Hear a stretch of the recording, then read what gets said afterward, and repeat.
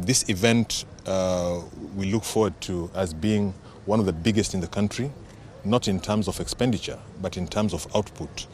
Because again, during that same time, we'll have a number of delegations in the country, in the county of Mombasa. All the governors and deputies will be here for an induction. All the public service boards are also going to be here. And of course, the entire Mombasa will be attending this very wonderful occasion on the 15th from 8 o'clock in the morning to 2 p.m. in the afternoon.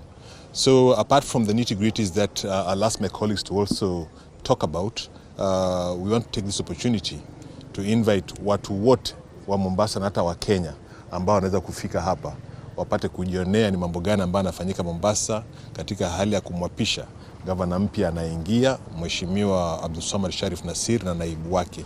Ili ndio sasa serikali yetu itengenezwe upya, tuanze kazi ya kuhudumia wakazi wa Mombasa. Kwa hivyo karibuni sana, nitamwalika mwenzangu pia County Commissioner na chairman wa subcommittees wale ambao tuko nazo pia waangazie mawili matatu mpate kufahamu kwamba ni mambo gani ambayo tunafanya hapa leo. Karibu sisi. We need to talk. Yes.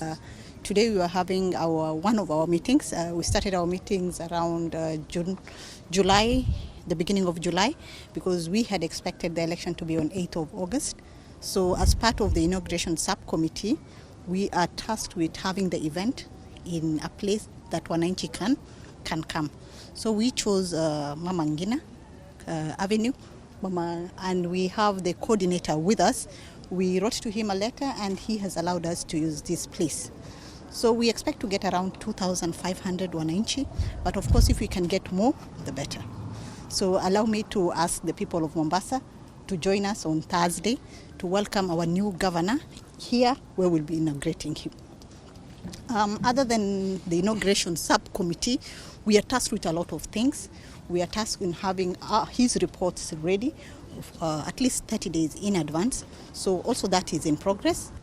We want to assure the members of the public that security arrangements are in place and Mombasa will continue being secure. I want to thank them for being peaceful during the elections and even after the elections. And